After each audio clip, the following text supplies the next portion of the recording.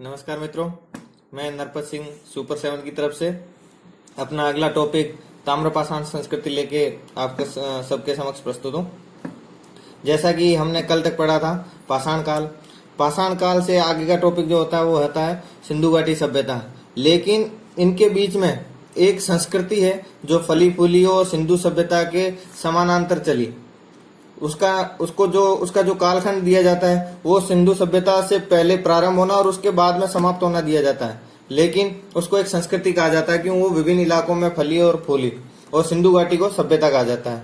तो सबसे पहले हमें ये समझना होगा कि सभ्यता और संस्कृति में फर्क क्या है। सभ्यता वो होती है जिसमें मानव का भौतिक विकास होता है या भौतिक क्षेत्र में वो उन्नति करता है, भौतिक क्षेत्र की जो प्रगति में सूचक होती है, ठीक है। और संस्कृति होता है मानव के मानसिक क्षेत्र की या जो उसके अंतरात्मा उसकी जो प्रगति होती है वो होती है उसकी संस्कृति। जैसे मानव अपने भौतिक संसाधनों को सुख बनाने के लिए कुछ भी बनाता रहता है या अच्छे से अच्छे क्रियाकलाप करता रहता है, वो भौतिक सुख साधन जिसका भी उपयोग करेगा वो सारा सभ्यता में आएगा। लेकिन जिसको अपने मन आत्मा की संतुष्टि के लिए जो वो कार्य करेगा, जिसमें जैसे संगीत हो गया या धर्म हो गया, दर्शन हो गया, वो सारा संस्कृति में आएगा, उसको हम संस्कृति की श्रेणी में रखेंगे। तो ताम्रपाषाण का संस्कृति है जिसको हम चालकोलिथिक संस्कृति भी कहते हैं। इसका जो कालखंड हर इतिहासकार या जितने भी अपने पुरातत्वविद उन्होंने अलग अलग रखा है, लेकिन जो सर्वमान्य या जो जनरल माना जाता है वो कालखंड होता है 2800 ईसा पूर्व से 700 ईसा पूर्व तक। ये 2800 ईसा पूर्व से लेकर 700 ईसा पूर्व तक अलग अलग क्षेत्रों में अलग अलग तरीके से फली और फूली। ऐसा एक ही जगह का 2800 से लेकर 700 नहीं है, अलग अलग जगह में फली फूली है। तो ताम्रपाषाण संस्कृति एक नगरीय सभ्यता न होके ग्रामीण अंचल में फली और फूली, इसके कारण इसको ग्रामीण सभ्यता भी नाम दिया जा सकता है, ठीक है। और इसके अंदर विभिन्न क्षेत्रों में जैसे जैसे ये फली फूली, तो उन क्षेत्रों के आधार पर इसको नाम दे दिया गया ताम्रपाषाण कालीन संस्कृति। तथा जिन क्षेत्रों में फली और फूली उन क्षेत्रों को क्या है एक विशेष क्षेत्र का नाम देके संस्कृति बना दिया गया। जैसे हम पढ़ रहे हैं ताम्रपाषाण संस्कृति में राजस्थान में पाई गई आहार संस्कृति, गिलुंद और गणेश्वर को भी थोड़ा थोड़ा ताम्रपाषाण कालीन संस्कृति माना जाता है। तो इन सब का जो नेतृत्व दिया गया वो किसको आहार संस्कृति के नाम पे दिया गया, कि जिसमें गिलुंद और गणेश्वर को भी डाला गया, ठीक है। मध्य प्रदेश में जो संस्कृति फली और फूली आगे बढ़ी वो उसमें उनको जो शीर्षक दिया गया वो मालवा संस्कृति के नाम दिया गया, जिसमें उसके कैथा, एरण तथा उसके जितने भी थे इलाके वो सारे मालवा संस्कृति के अंदर आएंगे, ठीक है। महाराष्ट्र में जो संस्कृति फली फूली जिसमें सारे जितने भी आसपास के जितने भी क्षेत्र आ रहे उनका जो शीर्षक दिया गया वो जोरवे संस्कृति के नाम पे दिया गया, क्योंकि जोरवे जो वहाँ का इलाका है उसके आधार पर इसको जोरवे संस्कृति कहा गया। इसी के अंदर में नेवासा जो ताम्रपाषाण कालीन संस्कृति का सबसे बड़ा शहर है, देमाबाद, वो चंदौली, इनाम गांव, ये सारे जोरवे संस्कृति के अंदर आएंगे, ठीक है। और इन सबको हम क्रमशः पढ़ेंगे, ठीक है। तो ताम्रपाषाण कालीन संस्कृति ये चीजें रही है, इनको हम कालखंड हमने देख लिया। निवास ग्रामीण निवास था, समुदाय से ग्राम में रहते थे, परिचय हमने कर लिया है। अब इन संस्कृतियों में क्रमशः पढ़ेंगे कि कौन कौन सी संस्कृतियां क्या क्या है, ठीक है। ताम्रपाषाण कालीन में मानव पाषाण और ताम्र मतलब पत्थरों के साथ साथ तांबे का भी उपयोग करना सीख गया था, इसके कारण इसको ताम्रपाषाण संस्कृति कहा गया। जिसमें जो सर्वविदित है, जो ज्यादा ही फेमस है वो अपना आहार क्षेत्र, जो राजस्थान का सबको ही पता है, आहार क्षेत्र उदयपुर के पास स्थित है। इसका जो कालखंड है वो लोगों द्वारा अलग अलग माना जाता है, कहीं 1800 ईसा पूर्व से लेकर 1500 ईसा पूर्व तक, कहीं 2100 से लेकर 1599 ईसा पूर्व तक माना जाता है। आहार संस्कृति जो है बनास नदी के किनारे पाई जाती है। इनमें पक्की ईंटों के साक्ष्य तथा कुल्हाड़ी, चूड़ियां, पत्रे, तांबा ये साक्ष्य मिले हैं। ये जितने भी साक्ष्य हम बताए जा रहे हैं ये सबको मिला के हैं, क्योंकि आहार संस्कृति इसका जो शीर्षक दिया गया ये सबको मिला के दिया गया है, गिलुंड, बालाथल सब में। तो आहार हमारा ऐसे ही ताम्र नगरी बोला जाता है, जिसको ताम्रवती नगरी कहा जाता है। यहाँ सबसे ज्यादा तांबा पाया जाता है, इसको ताम्र संस्कृति में डालते हैं। तो इसी के अंदर में गिलुंड तथा बालाथल संस्कृति को डालते हैं, तो इसका शीर्षक आहार संस्कृति दिया जाता है, ठीक है। राजस्थान में एक और जगह है गणेश्वर। गणेश्वर को ताम्रपाषाण संस्कृति में भी रखते हैं तथा गणेश्वर एक ऐसी जगह है जिसने हड़प्पा सभ्यता के साथ लेन देन किया हो तथा इसमें इतना तांबे का उत्पादन हुआ है कि इसको हम सिंधु सभ्यता और ताम्रपाषाण संस्कृति के बीच में जोड़ने वाली कड़ी मान सकते हैं, क्योंकि गणेश्वर में इतने अधिक तांबे का उपयोग या प्रयोग किया गया तथा कहीं कहीं ये भी मिले हैं कि जो गणेश्वर में चीजें मिली है वो हड़प्पा संस्कृति में मिली है। तो गणेश्वर ताम्रपाषाण कालीन संस्कृति की जगह होते हुए भी हड़प्पा संस्कृति की जगह कहना भी इसके लिए अनुचित नहीं है कि ये हड़प्पा संस्कृति का नहीं है। तो ये गणेश्वर जगह दोनों में मिलती है। गणेश्वर से कंगन, छैनी, शेल्ट, तीर के नोक, ये आदि आदि चीजें हमें मिली है। आगे पढ़ेंगे मालवा। मालवा जो उत्तरी है, दक्षिणी पश्चिम उत्तरी पश्चिमी मध्य प्रदेश का इलाका है, जिसमें राजस्थान का भी थोड़ा बहुत अंश पाया जाता है, उसकी संस्कृति से मिलता जुलता है। इसका कालखंड 1700 से 1200 ईसा पूर्व के मध्य माना जाता है। मालवा के अंदर कैथा, एरण और नवदा टोली, ठीक है, ये जगह मालवा संस्कृति के अंदर आ जाती है। नवदा टोली जगह का जो जगह की उत्खनन है वो HD सांकलिया सर ने किया था। मालवा संस्कृति बहुत ज्यादा अगर प्रसिद्ध है तो वो मालवा के मृद बांड है। मृद बांडों के लिए मालवा संस्कृति सबसे ज्यादा प्रसिद्ध है। यहाँ अलग अलग प्रकार के मृद बांड मिले हैं जो ताम्रपाषाण कालीन संस्कृति को उजागर करते हैं। ये ताम्रपाषाण कालीन संस्कृति से संबंध रखती है। मालवा में एक जगह मिली है दोस्तों, गुंगेरिया। गुंगेरिया में उत्खनन से 424 प्रकार के औजार व हथियार तथा 102 चांदी की पतली चादरें मिली है। ठीक है, वो गुंगेरिया है जो वर्तमान में उत्खनन में मिला है और ये सबसे ज्यादा मालवा संस्कृति में माना जाने वाला स्थान है जहां एक साथ इतने औजार और इतनी चांदी की पत्थरें मिली है। ठीक है, नवदा टोली फेमस क्यों है? नवदा टोली में 29 कंगन के साक्ष्य मिले हैं, इसलिए नवदा टोली मालवा संस्कृति के अंदर अच्छा स्थान रखता है। ठीक है, बाकी मालवा संस्कृति सिर्फ मृदबांड के लिए प्रसिद्ध है। ठीक है, अब पढ़ेंगे जोरवे संस्कृति। ताम्रपाषाण काल की या ताम्रपाषाण संस्कृति की जो सबसे बड़ा क्षेत्र माना जाए जिसमें बहुत अलग अलग प्रकार की चीजें मिली है वो जोरवे संस्कृति को मानेंगे। ठीक है, आहड़ संस्कृति के बाद या आड़ संस्कृति के बराबर जिसको रखा जाए वो जोरवे संस्कृति रखेंगे, जिसका कालखंड 1400 से 700 ईसा पूर्व रखा गया है या मानते हैं 1400 से 700 ईसा पूर्व। ये संस्कृतियां जो हैं सिंधु घाटी सभ्यता के बराबर तथा वैदिक संस्कृति के अंदर भी चली गई, तो इनमें कहीं ना कहीं कोई ना कोई अंश अगर मिल भी जाता है तो वो कहीं ना कहीं थोड़ी बहुत जगह मिलता है। इसके कारण इसको ताम्रपाषाण संस्कृति में दिया गया, वरना ये कहीं ना कहीं उनसे संबंध रखती सभ्यता सिंधु घाटी सभ्यता से, लेकिन इनमें उनका कोई इतना संबंध नहीं मिलता आपस में, इसलिए इसको ताम्रपाषाण संस्कृति में रखा है।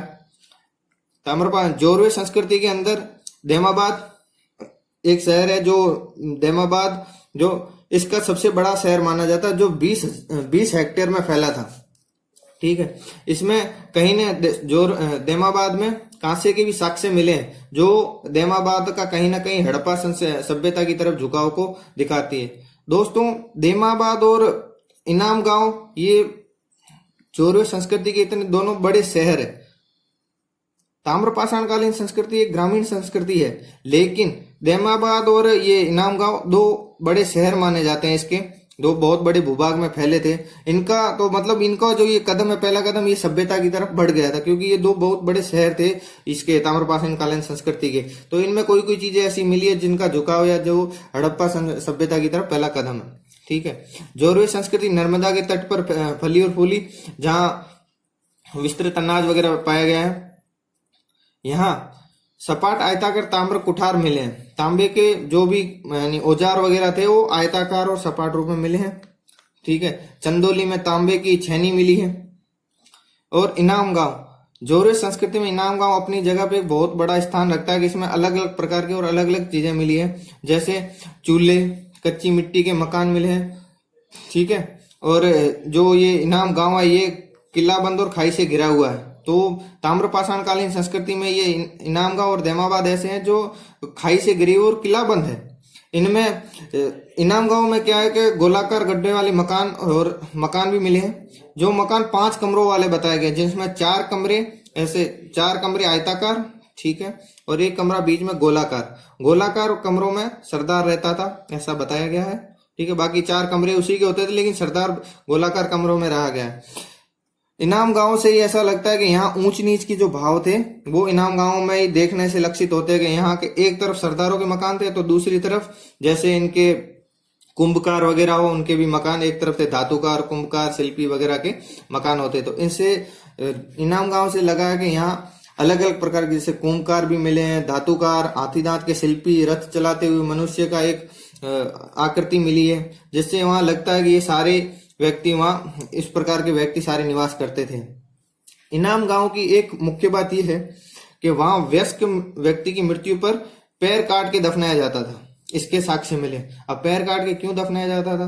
क्योंकि जो वयस्क अगर व्यक्ति की मृत्यु हो जाती थी उनके मन में जो भाव रहते थे उसके कारण वो व्यक्ति भूत न बन जाए, इसके कारण उसके एक पैर को काट के उस व्यक्ति को दफनाया जाता था कि अगर वो भूत भी बन जाए तो वो बिना पैर के चल न सके, इस कारण वहां पैर काट के दफनाया जाता था। ताम्रपाषाण कालीन संस्कृति के जो अन्य स्थल जो पूरे भारत में है उनमें चिरांद बिहार में, बीरभूम पश्चिम बंगाल में जिसमें महिषदल, बिहार में अन्य स्थल जैसे सैनुवार, सोनपुर, ताराडीह, पूरी उत्तर प्रदेश के खेराडी, नरहन, ठीक है, जहां से टोंटी वाले जलपात्र, गोड़ीदार तस्तरियां, गोड़ीदार कटोरे आदि जगह मिले। अब हमने ताम्रपाषाण कालीन संस्कृति को पढ़ा है। इनमें ताम्रपाषाण कालीन संस्कृति में विभिन्न प्रकार के पत्थरों का प्रयोग किया गया, जिनमें कार्नेलाइन, स्टेटाइट, क्वार्टजाइट, क्रिस्टल पत्थर इनका प्रयोग किया जाता था वहां आभूषण जैसे मनके बनाने के लिए।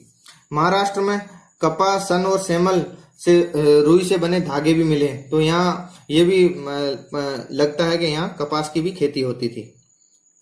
सैंडल रुई से बने धागे भी मिले। तो हम आज ताम्रपाषाण कालीन संस्कृति पढ़े हैं। अब इसकी मुख्य जो बातें हैं, जो मेन बातें जो परीक्षा में आने लायक हो या जो चीज पे ध्यान देना सबसे ज्यादा जरूरी है वो चीज देखेंगे।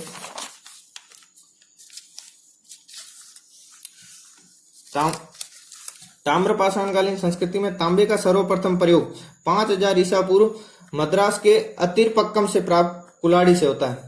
मद्रास के अतिरपक्कम में जो कुल्हाड़ी मिली वो तांबे की है, तो वो तांबे के सबसे प्राचीनतम साक्ष्य माने जाते हैं कि उससे पहले तांबे का कोई साक्ष्य नहीं मिला। वो 5000 ईसा पूर्व मद्रास में मिली है तांबे की कुल्हाड़ी, उससे माना जाता है। ताम्रपाषाण कालीन संस्कृति में मातृ देवी की पूजा की जाती थी। इससे पता चलता है इनाम गांव में मातृ देवी की एक मूर्ति मिली है, जिससे पता चला है कि वो मातृ देवी की वहां पूजा की जाती थी। मैंने आपको मित्रों पहले ही बता दिया है कि इनाम गांव और देमाबाद ये इसके महाराष्ट्र के दो बड़े गांव थे उस समय के, जो शहरी नगरीकरण की ओर कदम रख चुके थे। जो बड़े बड़े ये जैसे इनाम गांव 20 हेक्टर में फैला हुआ था, ये 20 हेक्टर के करीब इतने फैले हुए थे, बहुत बड़े उस सभ्यता के, उस समय के, उस संस्कृति के बहुत बड़े शहरों में माने जाते हैं। देमाबाद सबसे बड़ा शहर था, इसके बाद इनाम गांव भी बहुत बड़ा शहर था, ठीक है। महाराष्ट्र में यहाँ जो ताम्रपाषाण कालीन संस्कृति है इसमें हम पढ़ेंगे अभी कि इसमें सबको दफनाने का हर अलग अलग जगह पे मृत्यु के समाधान का अलग अलग तरीका था। जैसे महाराष्ट्र में मृतक के कलश को घर में उत्तर दक्षिण स्थिति में गाड़ते थे। जैसे अलग लेंगे, महाराष्ट्र में उत्तर से दक्षिण कलश में समाधान था। दक्षिणी भारत में पूर्व से पश्चिम, मतलब घर के अंदर पूर्व से पश्चिम, ये पूर्व ये पश्चिम, तो ऐसे समाधान होता था, ठीक है। पश्चिमी भारत में संपूर्ण समाधान। संपूर्ण समाधान से मित्रों मतलब रहता है या तो उसको पूर्ण तरीके से दफनाया जाए या पूर्ण तरीके से जलाया जाए, उसमें कुछ भी दूसरा कार्य नहीं, वो संपूर्ण समाधान की श्रेणी में आता है, जिसको एक्सीटेंडेड बरियल भी कहते हैं। पूर्वी भारत में आंशिक समाधान प्रचलन में था। वह आंशिक समाधान से मित्रों पर मतलब है कुछ देर के लिए जो भी मृतक जो शव है उसको बाहर रखा जाता है, जिसमें उसके पशु पक्षी तथा जितने भी जानवर उसको खा सके, उसके बाद उसको दफनाया जाए या जलाया जाए, वो आंशिक समाधान की श्रेणी में आता था।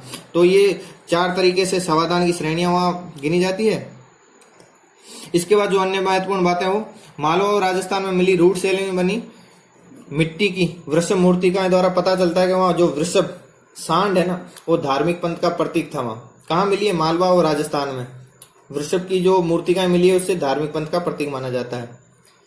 जोरवे संस्कृति में आपको ऊंच नीच का क्रम बताया गया। इनाम गांव में जो 5 कमरों वाली बस्ती मिली, बीच में गोलाकार मकान में सरदार रहता था।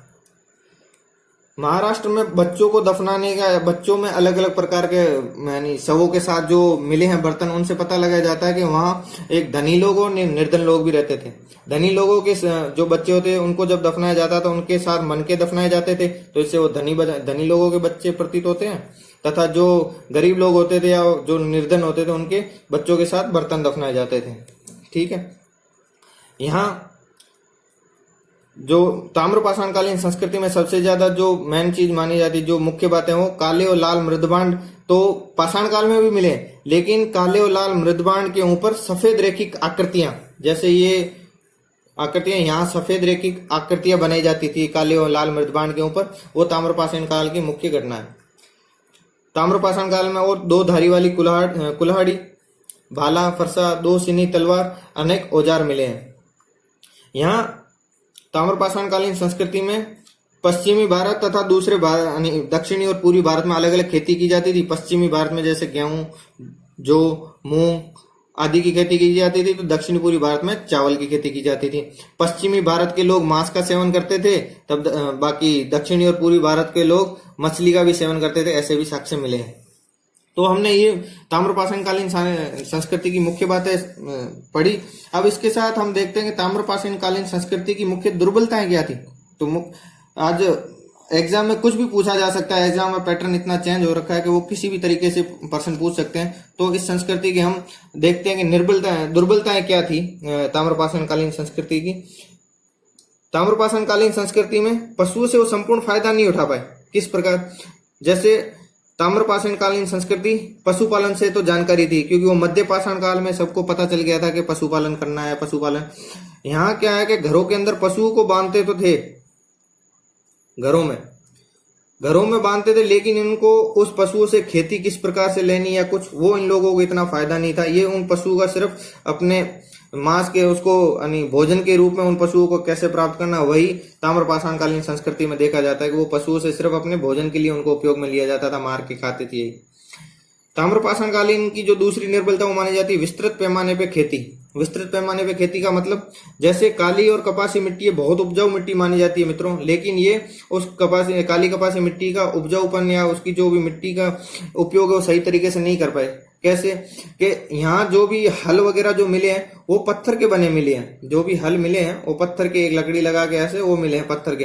पत्थर से काली कपासी मिट्टी को इनको नहीं खोदा जा सकता। इसके लिए कांसे के इनके तांबे के साथ मिला के, तांबे के साथ पत्थर लगा के कुछ खेती करेंगे, तभी वो मिट्टी बहुत कड़क होती है, तो मिट्टी का उपयोग किया जा सकता है, या वहाँ अच्छी प्रकार के फसल लगा के उस मिट्टी का उपयोग किया जा सकता है, जो ताम्रपाषाण संस्कृति के लोग नहीं कर पाए। बाकी दूसरी दुर्बलता ताम्रपाषाणकालीन सभ्यता में क्या है कि सबसे ज्यादा बच्चों के जो समाधान बच्चों को दफनाए हुए उसके हमें मिले हैं। तो बच्चों में जो कमी देखी जाएगी वो क्या है? पोषाहार की कमी, चिकित्सा की कमी। आयुर्वेद से ये मतलब जानकारी नहीं थी इनको, उस समय चिकित्सा व्यवस्था बहुत दुर्बल थी। ठीक है, लिखने की कला से जानकार नहीं थे, तथा इनके बराबर में चल रही सिंधु घाटी सभ्यता, मित्रों जैसा हम आगे पढ़ेंगे, सिंधु घाटी सभ्यता इनके बराबर में चल रही थी, इनसे बाद में शुरू हुई, लेकिन इनसे ज्यादा विकसित सभ्यता थी सिंधु घाटी सभ्यता। ये उनसे कुछ भी फायदा नहीं उठा पाए, जैसे वहाँ चिकित्सा हो गया या खेती किस प्रकार करनी है, पशुओं का उपयोग किस प्रकार करना है, लिखने की कला है, कुछ भी भाव है, ये सिंधु घाटी सभ्यता से ये फायदा नहीं उठा पाए। तो ये इसकी प्रमुख दुर्बलताएं मान सकते हैं हम, तथा ये आपको हमने बता दिए महत्वपूर्ण बिंदु है इसके ताम्र युगीन संस्कृति के। तो मित्रों ताम्रपाषाण संस्कृति के हम इतना पढ़ेंगे। इसके बाद एक आता है महापाषाण संस्कृति, जो दक्षिणी भारत में प्रचलित थी। महापाषाण जो लगभग 1000 ईसा पूर्व के करीब चलती रही। महापाषाण संस्कृति से मतलब इतना रखना है, ये सिर्फ दक्षिणी भारत में प्रचलित थी, यहाँ बड़े बड़े पत्थरों का उपयोग किया जाता था, इस कारण इस संस्कृति को महापाषाण संस्कृति नाम दिया गया। अब महापाषाण संस्कृति में बड़े बड़े पत्थरों का उपयोग जो लगभग खोज करता है, जो पुरातत्वविद मानते हैं, वो शवों को दफनाने या उनके उपयोग के लिए यहाँ बड़े बड़े पत्थरों का उपयोग किया जाता था, इसलिए इसको महापाषाण संस्कृति नाम दिया गया। ठीक है मित्रों, जितना आज के टॉपिक में हम ताम्रपाषाण संस्कृति तथा महापाषाण संस्कृति के बारे में जाना, आगे के टॉपिक में हम पढ़ेंगे सिंधु घाटी सभ्यता। मैं होप करता हूँ आप लोगों को ये टॉपिक पसंद आया होगा। इसका स्क्रीनशॉट या इसको लिख के एक नोट्स बना लें। ठीक है, अगर आपको ये वीडियो पसंद आया तो हमारे चैनल को लाइक करें, शेयर करें और सब्सक्राइब करें। धन्यवाद।